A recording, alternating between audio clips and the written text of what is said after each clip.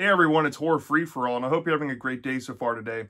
I have a book haul for the holiday season of 2023 to make here. Some of these books go back quite a few months that I'm just going ahead and throwing into this video. I actually have 2 videos worth of adult/young adult horror books to share with you all. So I might make a part 2 in the near future, just sharing some stuff I picked up in the more recent times, because I've been trying to get back into adult books, but I want to get into adult horror books more so. You know, I watch a lot of movies and stuff. That's pretty much how I get majority of my adult horror fix. But there's so many books out there that I'm never going to be able to read them all. So I decided to do 2 things to revamp, you know, my reading habits here. I was going to take suggestions on authors I've heard good things about through friends that I've met here on YouTube, that I talk to in Discord. And I'm just going to window shop books that I'm interested in.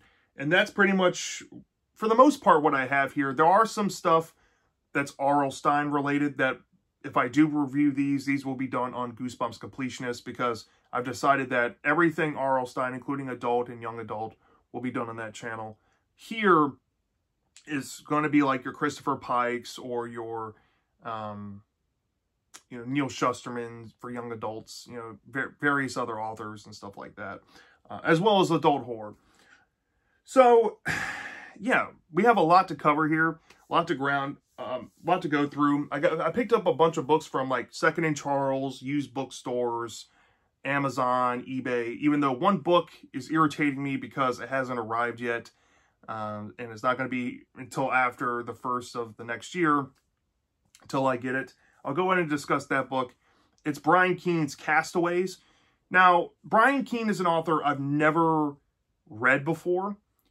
It's been recommended to me by my good friend Michael over at Mr. Wildboy 94 and Strange Michael and Michael Goosebumps fan. They're all the same person here. That Brian Keene is a very good author and that I should try some. So I picked up Castaways because it's been on my mind to read that book for some time anyway, because I'm a massive Survivor fan and just reality game show fan in general. And I heard that that's like a horror version of that. And it sounds bonkers. It's like contestants go on an island and they encounter some creatures, and it's like a creature feature bloodbath type of situation. I'm definitely intrigued to try that. But Michael did say that this was his favorite Brian Keene book. And in one of his reviews, I think he made a review of The Rising and mentioned that this book was his favorite. And I found this at a used bookstore for like $4, and I was like, you know what, I'll go ahead and pick it up. It's called Darkness on the Edge of Town. And this is the original leisure fiction version here.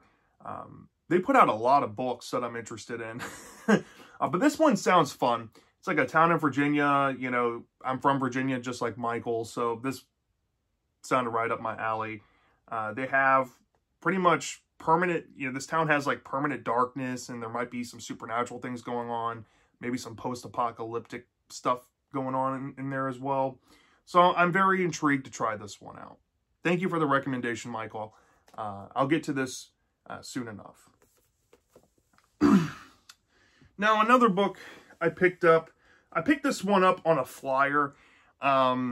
I was at the same used bookstore, and this one is Leisure Horror. I don't know if this is like a discontinued brand or anything, but I saw the title of it. It says Prank Night, and it says by the best-selling author of Halloween, and it sounds like a creature feature Halloween type tale. So this will be done around the Halloween season later on next year for me probably. And it's David Robbins, like I said, Prank Night. From reading some reviews online, I don't like doing this, but when I buy books blind, especially for adult horror, I like to see what the idea is about. And apparently, there's some lizard people going around, you know, killing people ceremoniously on Halloween. Sounds weird and bizarre, and it might have some younger protagonists in it. So, I don't know. I heard it has some mixed opinions, but I think the idea might intrigue me here. So, you know, I picked it up for like, I don't know how much I paid for this. I think it was like $3. It has a hole punch in the cover. I didn't notice it, but I just really want to read this thing and see what it's about. So, yeah, there's that. This book I picked up because I heard this author did not write many things in his lifetime before he passed away. When I saw this cover, it intrigued me, and I looked it up, and people said that this is kind of like a book version of Maniac, which is a slasher movie from 1980, and there's also a remake with Elijah Wood. And people said that this is a weird book where you get a POV of the killer, and then POV of the victims and all that, and it switches sometimes. So I'm like, you know what? Why not try this? I heard it's really good. It's called Razor's Song by Joe Moninger. I think that's how you say it. And this cover looks fantastic. I mean, look at those mannequin heads with the blood-soaked hand on it. And you got the girl's head just chilling there. I found this in like the crime section of the same used bookstore I got these other two books from. And I was like, this is more of a horror book. This is an Avon fiction title. So I can't wait to try this out. I hope it's as good as people said it is online. Now this book, I heard about this. This is a more young adult book. This is an Archway paperback YA fiction title. And this writer actually wrote some books for the Are You Afraid of the Dark kids horror book series back in the 90s. And I saw this book and I looked at the back. I was like, oh, this sounds kind of weird. So I looked more into it online. People said that this is kind of like if you mixed the movie The Faculty with A Nightmare on Elm Street. And I'm like, okay, I like both of those movies, so let's see what this is about. And ironically, it's called Maniac, which Razor's Edge feels like Maniac, the slasher movie from 1980. I thought that was kind of funny. But this one, you know, this girl seems like she's played with some dreams. And there's mysterious killings going on at her high school. And it might be connected to a medieval legend. Sounds bonkers. So I thought, why not give this a whirl and try it out? So, yeah, took a flyer on this one. But, yeah, I can't wait to see what this one does. The next book, I didn't know this was an anthology collection. I saw that it was written by this person named Al Sarantonio. And I remember my friend Michael reviewing, I think, some Halloween trilogy that he wrote and said that it's kind of mixed. But I saw this and I thought this was a novel about toys, but it's actually an anthology. And you have like Halloween stories in here. You have, you know, creepy doll stories, vampire stuff. It seems like there's a crapshoot of stuff by the same author. So I thought, why not go ahead and try it? Because I am an anthology fan. I think my favorite genre in horror is anthology. And I have a ton of anthology books already. But I was looking for more novels this go around. But I'm not going to complain. I picked up Al Sarantonio's Toy Box. Now, I don't know if there's a follow-up to Toy Box or Toy Box 2 or anything. But some of these stories sound pretty good. Let me read off some that kind of intrigued me. They have some in the front here. You have Pumpkinhead, The Spook Man, Boggy, that sounds kind of weird. The Corn Dolly.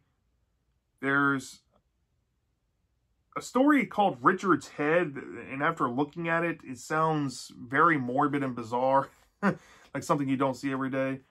And I just realized this book actually has a mailing insert where you can join the Leisure Book Horror Club. I don't know.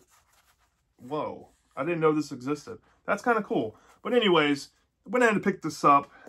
Since it has a Halloween story, I might check out the short story around Halloween to see what it's like.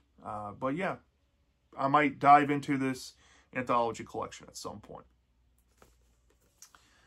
All right. Let's move to this one.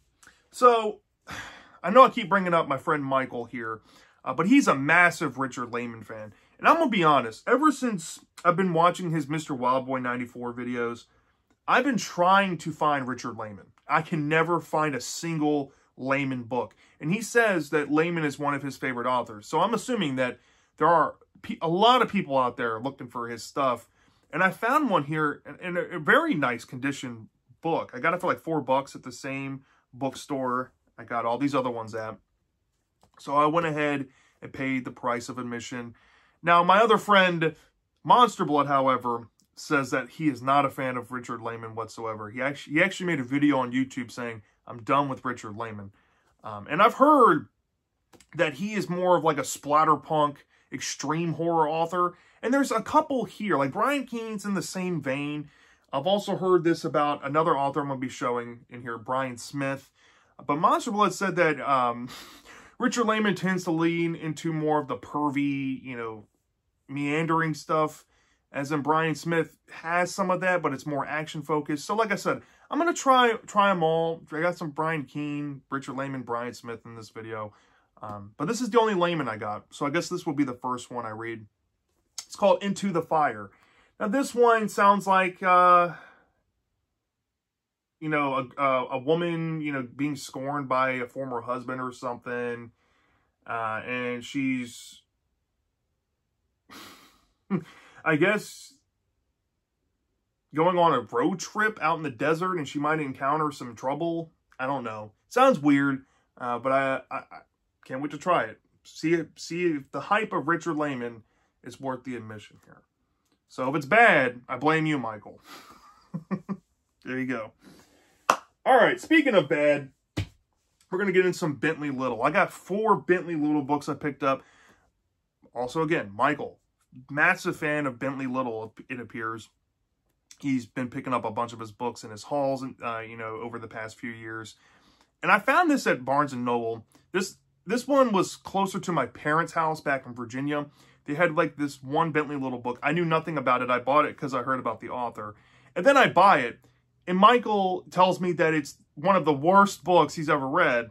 And it's disgusting. And it has like child pedo stuff in it. And I had no idea. I had no idea. And then seeing some reviews online. People say this book's a hot mess in terms of construction. Like I said, I did not know that. And I have no idea whenever I'm going to get around to reading this because of the opinions I heard about it. But it's The House by Bentley Little. This upset me so much, I went out and tried to hunt more Bentley Little, and that's exactly what I found. I found 3. So when I got home from Virginia, where I currently live, I went to my local Barnes & Noble, and they did have one book, and it's called The Disappearance. Now, this book was $12. I don't know, like, why this book is so expensive. Normally, they would have, like, smaller paperbacks for, like, $6 or $7. I don't know why they're charging $12 for these larger print ones. I guess it was a market thing.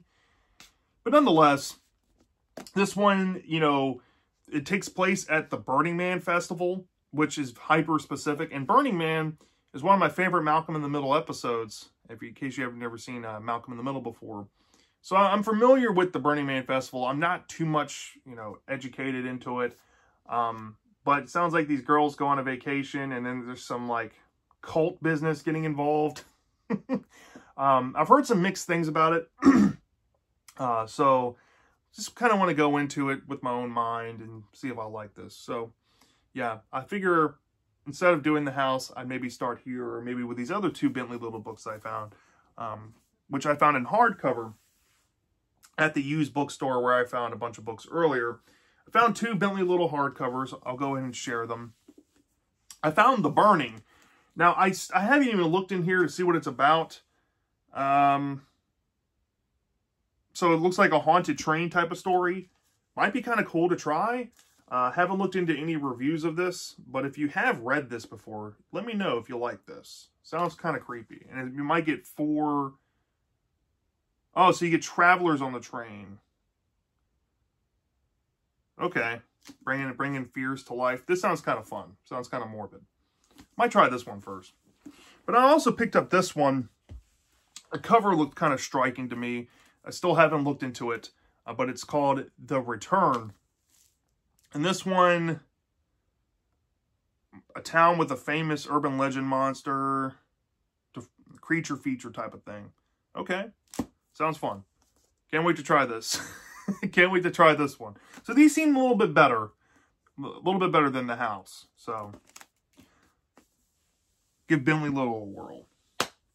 Now over here, I do have another author. I'll go ahead and mention this. This is Brian Smith.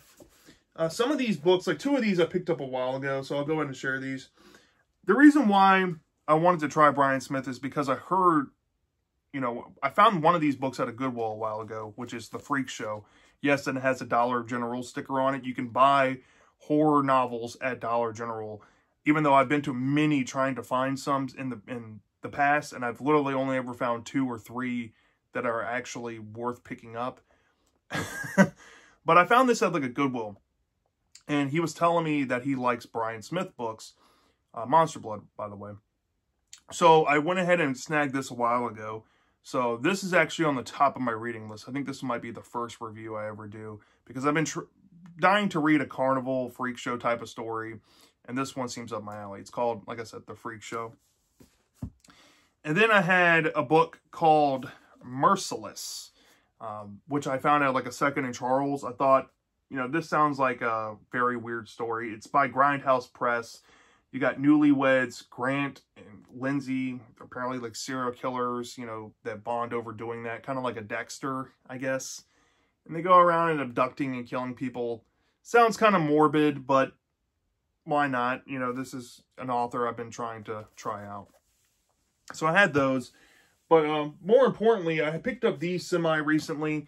I found this at a local used bookstore, not the same one that I've been showing off. But this is Brian Smith's Depraved. Now, I heard that there's like 4 books in this little series here. And it's about like cannibal hillbillies. Not really big into that subgenre. I know my friend Monster Blood is. But he said that this book scarred him. So I might try this. You know, if I like this one, I might try to hunt down the rest of the series. But yeah, this one just sounds kind of like Wrong Turn, Texas Chainsaw Massacre, you know, The Hills Have Eyes, stuff like that. So why not? And supposedly Brian Smith does get kind of pervy, so we'll see how that goes. But this book I was really happy to find. This one is probably my most excited for to get to next to the Funhouse. And I found this at the bookstore, like all the other books before. And it is Soultaker. I think I paid $4 for this one too. Like this girl, she's like some goth girl, and she gets some sort of powers through like the power of sex, promiscuity, stuff like that. And, you know, she's been around for centuries apparently. You know, she's luring men to their death. It sounds kind of weird, and I want to see where this goes. I don't know if the main character here appears in other Brian Smith books. I think this might be one of them, or there's another character I've heard from Brian Smith's books that reappear. I don't know, but I want to try Soultaker because I've heard a lot of good things about it. So, yeah, at some point I'm desperate to get to this. All right, now these next 2 books are from an author called R. St. Clair. Regina, I think it's, what is her YouTube channel? She's on YouTube, Regina's Haunted Library. Great YouTuber. And I actually found one of these books at a Second and Charles a while ago on a flyer, not knowing that she was the author, which blew my mind because I thought the premise sounded fun. It's called Code Red, and this one is actually on the top of my reading list too. I think Freak Show and this are going to be the first 2 I do. This one takes place in Southwest Virginia, and it's about like an insane asylum with vampires, and then you have like a group of misfits getting together to kill a bunch of vampires in this rednecky town. Sounds fun. It sounds fun and over the top. So I can't wait to get into that. But this one I was super excited to get to because I'm a huge, massive fan of carnival horror. And let me tell y'all something. This book just blew me away. Just from the cover of it. I've never seen something where I saw the cover and I'm like, I have to have this. But the premise of it sounds really cool. You have like a supernatural villain that haunts a carnival or traveling carnival. Sign me up. Looks like a slasher book too. It's called Carny. Now I know my good friend Monster Blood made a review of this already on his channel. He's also made I think a brief review on this one as well. So I can't wait to check R. St. Clair out and see if I like her. So yeah, happy to have these. Now thinking about it, I don't have the book present on hand, but I'm actually currently reading it. I probably should have brought it in here. There is a book that I picked up called Grimy Land. It is a graphic novel, which is carnival horror. It's kind of like a comic version of One Day at Horrorland from Goosebumps, except for adults. I'm actually currently reading that. I might make that my first review thinking about it, but it's in the other room, and I'm not going to get up mid-video to go get it. But I did pick up Grimy Land. If anybody's ever heard of it, it's written by A. Rosin, and it's a former webtoon comic turned into a graphic novel. So if you see that out there and you're curious about it, I found it at Barnes & Noble. Maybe check it out if you're into carnival horror. Yeah, I don't know why I didn't bring that in here. But yeah, I'm currently reading that, and that might actually be the first review. Now, this book I picked up for my Fear Street collection. I've read a few now. I think I'm trying to find book number 3. I've heard a lot of good things about this one, so I might as well make this one my number 3. It is Give Me a Kill from the, I guess, reboot or the Fear Street novel series from a few years ago. I picked this up for $9.50, which is half off cover price, and it's a first edition, so I was happy to get it nonetheless and see what this one's about. Maybe read a new R.L. Stine Fear Street and see if the new ones hold up. I heard this is one of the better ones, so can't wait to try this one. All right. Now, let's move into this stack here. I picked up a few books for specific reasons. We're going to keep it kind of R.L. Stine related for a little bit. I picked this book up because it has a Tim Jacobus cover, and I'm a huge Tim Jacobus completionist. But this one actually sounds like a fun book, and one of my good friends, Jude DeLuca, who I've met through my Goosebumps channel, told me that this book, or this author, is actually pretty good. It's a book by Wendy Haley, and it's called Shadow Whispers. And it deals with, like, a girl living in her sister's shadow and a killer stalking her, and it might be some, like, crime thriller, slasher elements going on in it. So, you know, not something necessarily I'm into, but I will try it. But this is a Tim Jacobus cover. You can see, I don't know if you can make it out on camera, but it would be, like, right here where my finger's at, where his name is on the cover. Well, this is early Tim Jacobus. This was made back in 92. Zebra Books actually have quite a few Jacobus covers I need to get, but I was shocked to find this in there, so I picked it up for my collection, but I actually might read this one. And it does have a fun little insert inside for you can join the Zebra romance club, which is kind of fun. Some of these books having inserts, it blows my mind. But yeah, that's cool. That's so cool. These next two books I picked up because another person I watch called Mr. Mortman, he's a Goosebumps / young adult YouTuber. Great reviews. I like his taste and stuff. He said that these two books by this specific author were some of his favorite reads of 2023, if not like in his top 5. So I went ahead and snagged these up to try them out. We have Richie Tankersley Cusick's The Mall and Overdue. This one, I love the cover of this one. It sounds like a girl, you know, is being stalked by a creepy customer and she gets locked inside of a mall. It's very Fear Street 1994-esque in thought, so I want to see what this can do. And then Overdue is like a library horror story, which sounds really, really creepy. And like a killer takes like overdue library books and leaves like messages, and like the killer's like stalking people that have overdue library books and returning the books with messages inside of it, something like that. Sounds bonkers, and I want to try this one out desperately. I do already have quite a few of these Cusick books. He did some work in the Point Horror series that was from Scholastic back in the day, but this one is from Archway paperback young adult, like a few others I picked up already. So yeah, maybe I heard this is one of his better books, if not a big fan favorite. So cannot wait to try this one. Now this I picked up because I didn't have the first book, but I didn't know this was a bind up of both books. So now I have a copy of the second book and a bind up. Now I just got to get the first one. It's R.L. Stine's Dangerous Girls. This is a story about two twins who, you know, they go on a summer vacation and then they realize that they might be vampires and they have to go through trials and tribulations to kind of, you know, get out of what they've just, or not really get out of, but make the best of what they've been given. And I heard this was actually a pretty decent series. It was only 2 books, and I needed it for my R.L. Stine collection, so I might get to this at one point. The collected version is pretty thick. I think it runs like almost 600 pages long, both books combined. So, yeah, that's quite a thick book.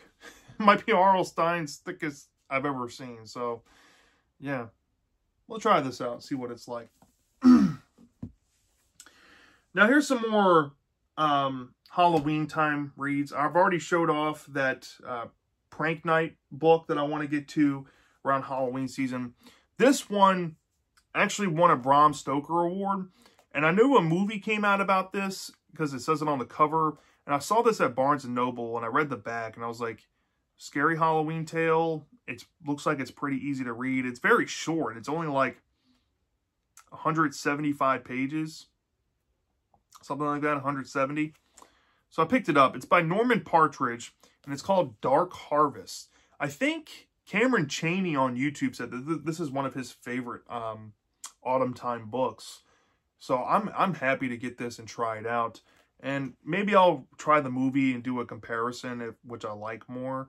But like the font size looks incredible on this. I mean, I've checked out like the first 2 pages. It looks very easy to read. I really want to get into this one sooner than later. I might cheat and not read this around Halloween and just read this and review it sooner than later. Just because it looks fun. But yeah, can't wait to try this one out. Speaking of Cameron Chaney, I hate to admit, I've never read a single Cameron Chaney story, but I watch his videos all the time. He is a massive horror fan. Like, he collects horror literature, young adult, you name it. He has all this stuff. And I knew he was an author, but like I said, I feel bad. I've never checked out any of his stuff. He has some short stories and some collections that I've heard some good things about, so I actually might pick them up for just anthology reads. But this one was his first one, and it is an anthology, and it takes place inside of this one town called Autumn Crow. So I thought, finally going to pick up a copy of this and try it out. I've heard really great things about this. And the follow-up book, which is his young adult spin-off series, Autumn Crow High, and this is the first book, Fresh Hell.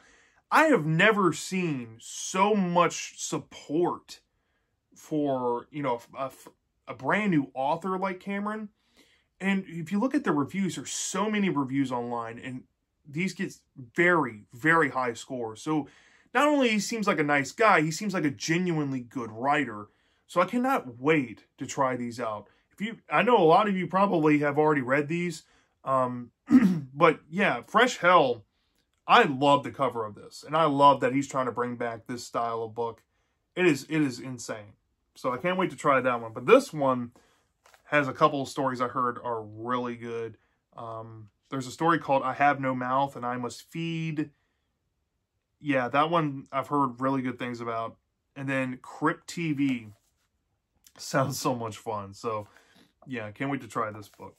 Both of these books. And see what I've been missing all these years. Now, we have one last stack here. And I'll go ahead and share these first here. So I was at Books A Million. I had like a $20 gift card. And I pretty much used my gift card for both of these.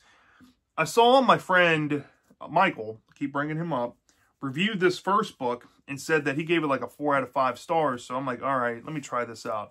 It's called Clown in a Cornfield. They didn't have the hardcover, but they had the paperback.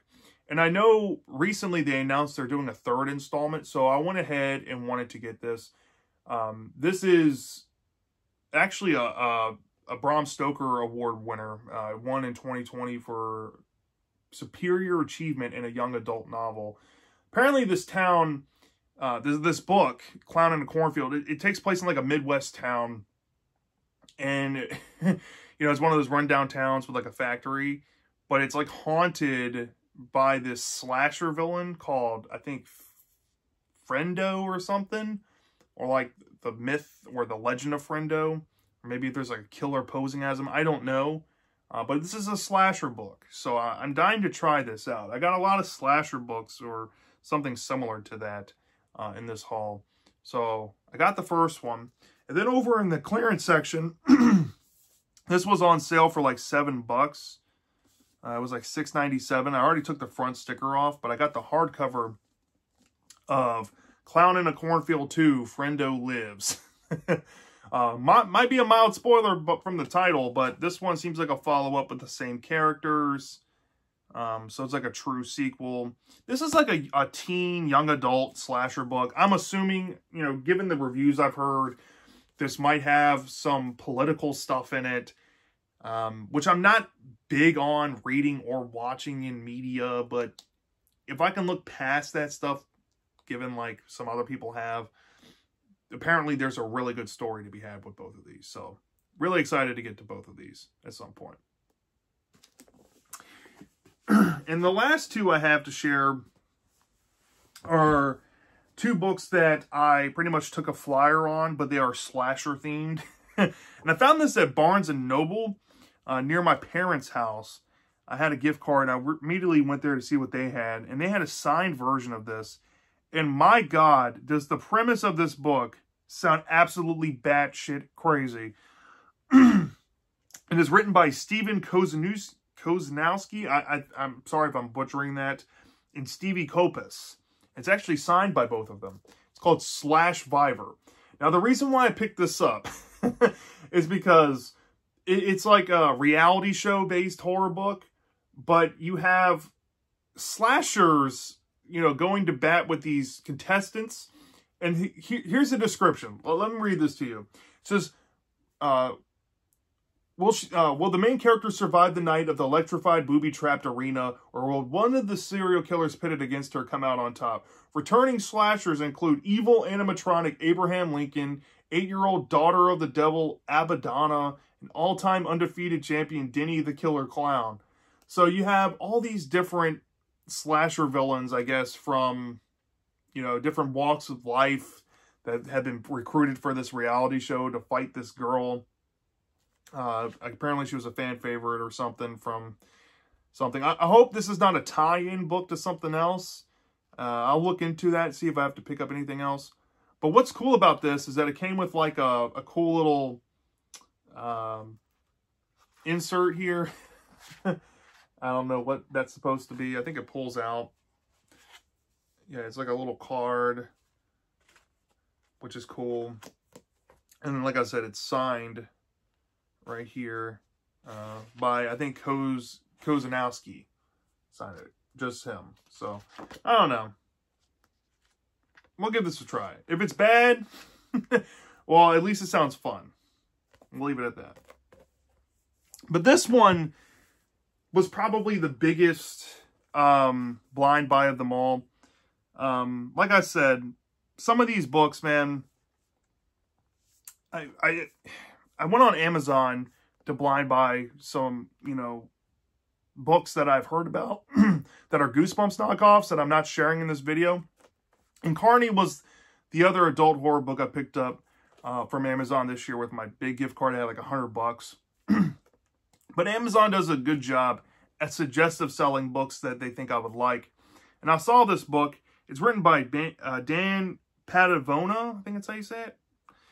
And the premise of this, it says it's pretty much like the same slasher horror in the vein of Friday the 13th and the Texas Chainsaw Massacre. And the book is massive. Like, it's so tall. It's called Camp Slasher. The cover of this caught my eye. Then looking at the reviews, this has tremendous positive reviews. And then then looking into the book, this book has really short chapters with really tiny page font. It makes me wonder why the book is so big to begin with. This could have been like a tinier book. But yeah, very short chapters. It's kind of like, it looks like it would read like an adult Goosebumps book. It's only like 240 something pages. And yeah, I mean, you have a killer stalking a camp, killing camp counselors. Sign me up. Let me see what this can do. Brian Keene apparently put a quote on the book, which is cool. So can't wait to try this out. This is going to be more of a summertime read. I might bring this to me with me when I go on vacation in the summer, just to have fun and have a book that you don't have to take too seriously and just have a ball with. But yeah, that's the last book I have for this haul. Sorry for the ramble near the end. 30+ minute videos, you get kind of long-winded and, you know, get out of breath. But yeah, let me know down in the comment section, are you interested in any of the books that I picked up? Shout outs to everybody that I shouted out in this video. Thank you all for your recommendations, and see you next time.